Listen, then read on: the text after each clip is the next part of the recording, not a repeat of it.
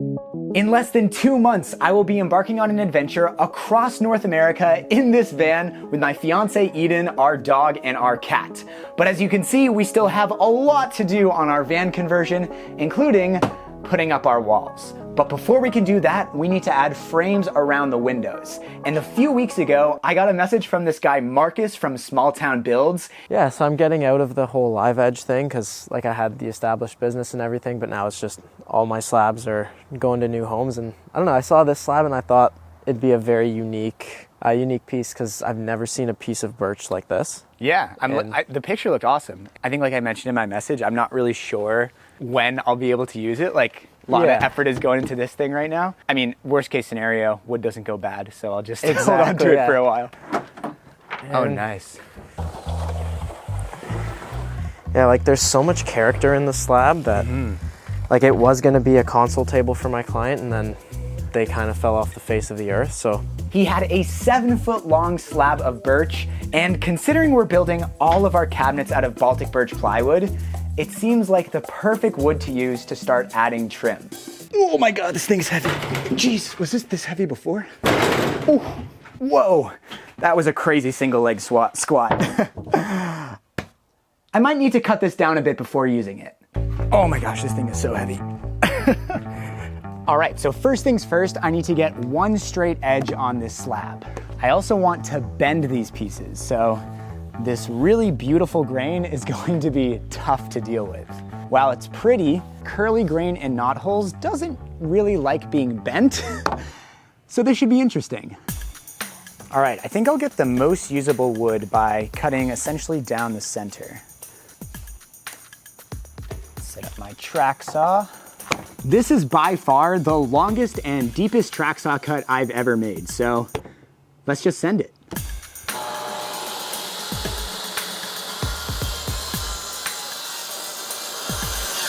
Whoa. All right, a bit of kickback, might need some more clamps.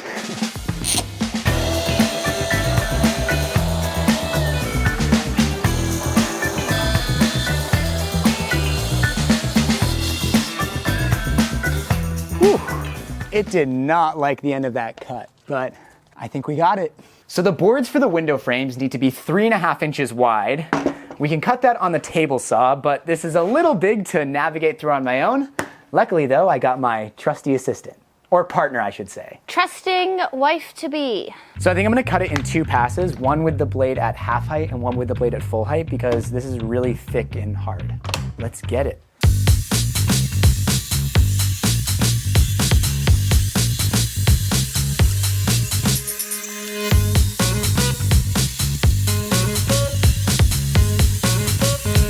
Wow. Beautiful. Wow.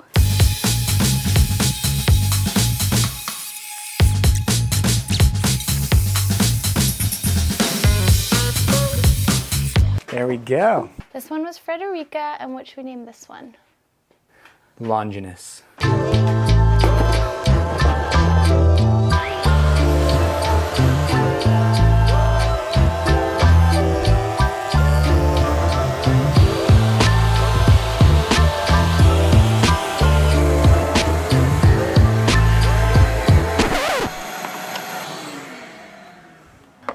The circuit breaker just blew and the downstairs neighbors have access to the breaker panel. They're not going to be home for hours. Early the next morning. So Yuri turned the power back on and now I have Eden with me to help me do this cut a little safer. Eden and my cat sweater.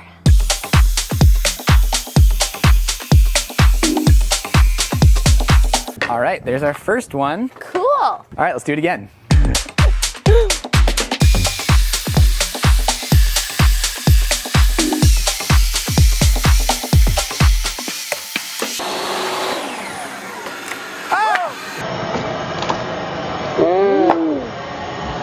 It's okay.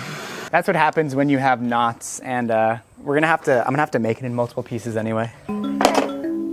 We have extra, it's okay. Since I milled this lumber on my little contractor table saw, they didn't turn out perfect. I had to flip the pieces over to cut the full depth of wood, and I have some seams where the cut lines didn't match up perfectly. But with a few passes through my planer, I should get these nice and smooth. So designing these window frames has been a bit of a process. I started by making this very exact cardboard template. It fits perfectly around the windows, leaving about an 1/8 inch gap all the way around. And then I used this to make this. This is a bending jig. I made it just out of some scrap wood that I had lying around, and I can bend my stock right around these corners. Then I took a piece of scrap and made a test piece. I'm glad I did too, because the online kerf bending calculator, it tends to do this. It tends to give you a radius that doesn't quite make it all the way around. So I tightened up the spacing. Check that out, got a nice 90-degree bend. So I feel pretty well prepared to do this for real. The tricky part is I have just enough birch to build 2 window frames, and I also have these knots all over the wood. They're really pretty, but they will not bend well. So I have to be very strategic about where I place the kerf bending, where I put the joints in the full window frame so that I don't box myself into a corner. Just do it!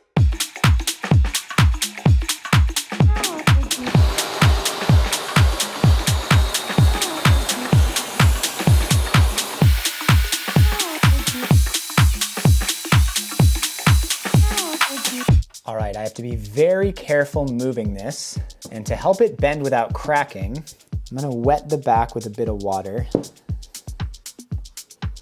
Now I can take my piece and carefully start bending it around the corner. There we go, oh, heard a little creak there. That's okay. Little cracks are okay, it's more we don't want it completely breaking. Now I know this face here does not look very nice. It has lots of burn marks, but that's okay. This will be all hidden behind a wall. It's mostly the inside face that I care about because that is what will be exposed. There we go. All right, we're at 90. So it looks like the first cut of my next curve should start right here.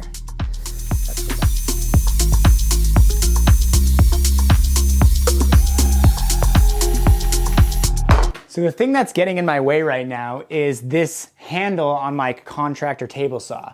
It's not smooth, and so the piece of wood keeps catching on it, even though it's kind of supporting it. So, oh shoot.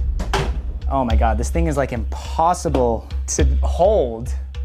Anyways, I'm gonna clamp a piece of wood to this so it has a smooth surface to go over, and maybe put this somewhere a little safer for a moment. Well, it's janky, but it'll get the job done. Let's try this again.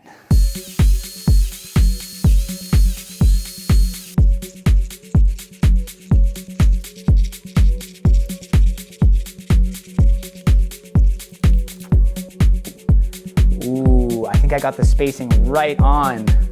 Oh, nice. Let's go. Look at that, that is so cool. 3 more to go.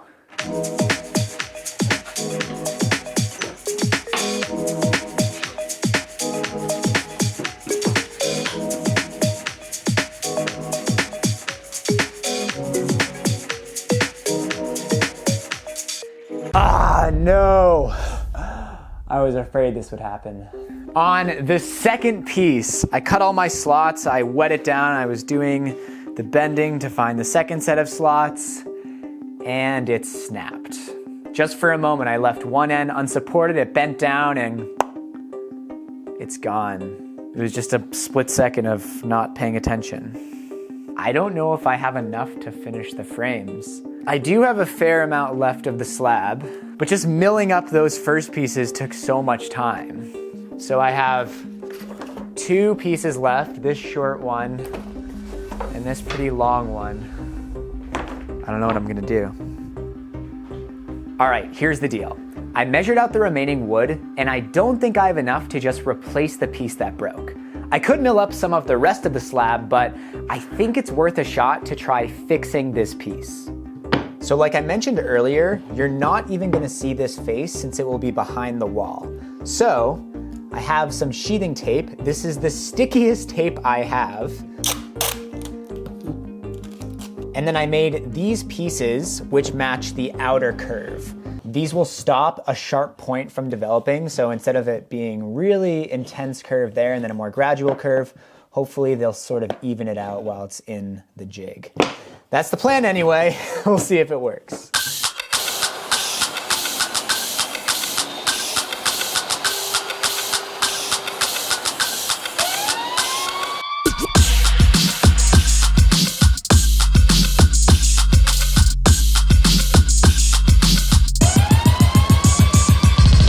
I think this might have actually worked. The curve looks nice and uniform. You can see the bit of the seam on the back, but from the parts that will actually be visible, it looks good. I guess the question though is, when I take the clamps off, is it gonna just fall apart at that seam? All right, it's been about 24 hours. Let's see if my janky solution worked. Ooh. Well, that looks like it worked to me. Yes. It's not bending, it's holding its shape. Feels nice and stiff. Let's go. I gotta stop saying that. 2 to go.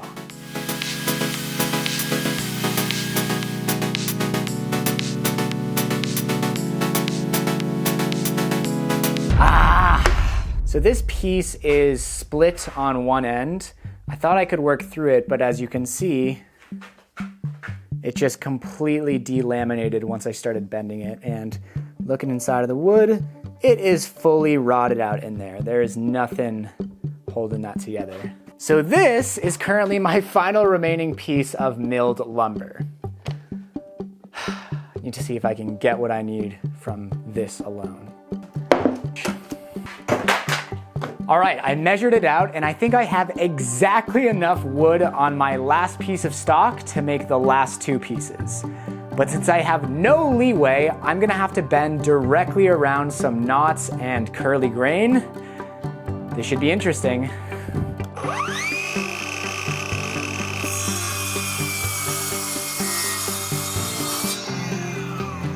All right, it's cut into 2 pieces. No going back now.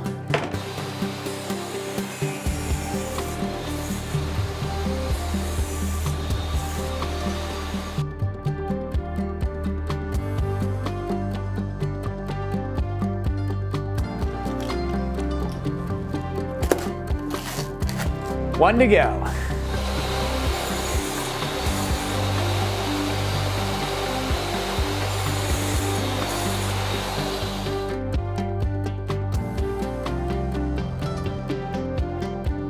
All right, here is the last one. As you can see, I had another little accident over here. Hopefully my tape solution worked again. There we go. All right, so here's how this is gonna work. We have 4 of these U-shapes. We're gonna combine these 2 together to make one window frame, and these 2 together to make the second. First things first, we gotta square off these edges.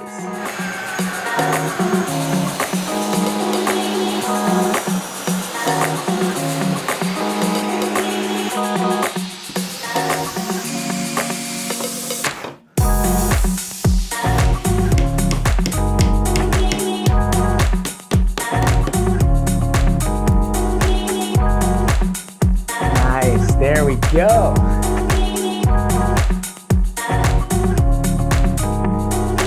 All right, I got my window frames glued up. So now it's time for everyone's favorite part of a woodworking project.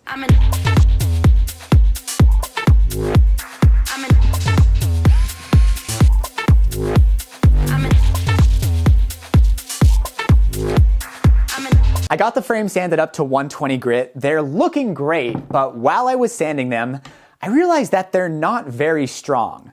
For one, these curved areas are super delicate. There's only a thin veneer and a bit of glue holding each one together. I actually broke the frames in a couple of places while I was sanding them. I had to repair them with some 5-minute epoxy.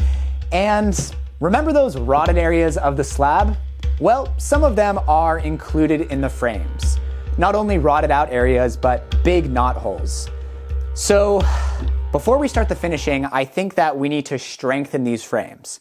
To do that, I'm going to use TotalBoat penetrating epoxy.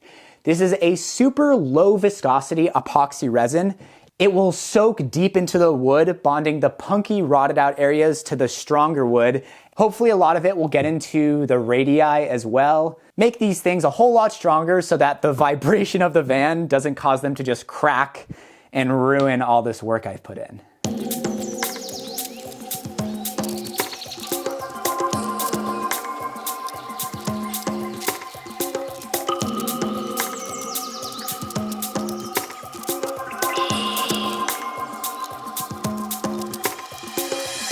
TotalBoat is also the sponsor for this video, so check out the link in the description for a discount.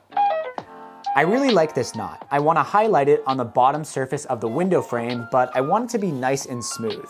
So I'm gonna fill it with this high performance epoxy resin. I really like this stuff for filling small knot holes because it's very easy to dispense a small amount with the pumps, and it cures pretty quickly. I should be able to sand this in a day or two.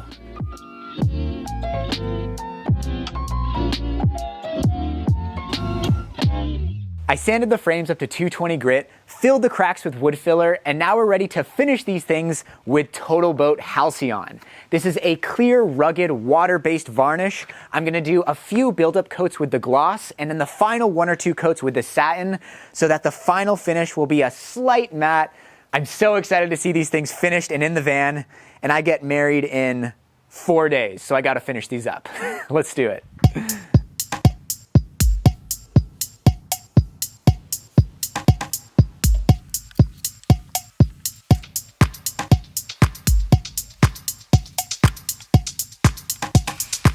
It took me a while to figure out how to actually attach the window frames to the van.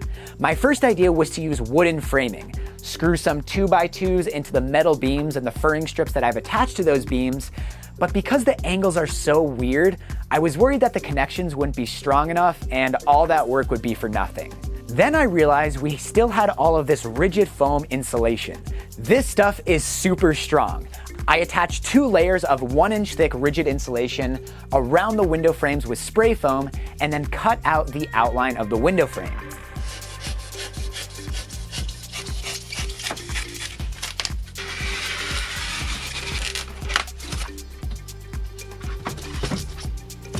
The installation was the really difficult part. I actually called my dad over to give me a hand. Doing this with one person would have been next to impossible. I applied some silicone to the back of each window frame just to reduce the rattling against the metal of the van.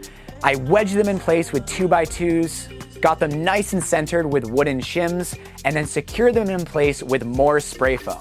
That spray foam is what's really holding the window frames in place. And I was a little worried at first that it wouldn't be strong enough, but if you've ever used this spray foam before, you'll know that it is super strong when dried and super sticky. So these frames are not going anywhere. I tried to wiggle them, pull them out. We drove the van multiple times after installing them. I think it's gonna work just fine. Now, as you can probably tell, the window frames didn't turn out perfect. I tried to get them as centered as I could using the gap around the window frame for reference, and my only regret is that I didn't just spray paint that metal black. If I did that, you wouldn't be able to see any unevenness, but, you know, this van is handmade, there's gonna be mistakes, and honestly, I'm probably the only person who's gonna notice them. I am super happy with how the window frames turned out. Obviously, they're not in their full glory yet, as the van still looks like a bit of a construction zone. We're probably still about 3 weeks away from putting up our walls. There's our electrical system and our water system and propane and building the countertops and lots more work to do before we can do that. But for now, I have to go get ready for my wedding. If you would like to see what I'm up to behind the scenes, you can gain exclusive access to the behind the scenes Instagram page and Discord community by supporting this channel on Patreon. I'd like to give a special thank you to my top supporter on Patreon, my mom, Kathy Curry.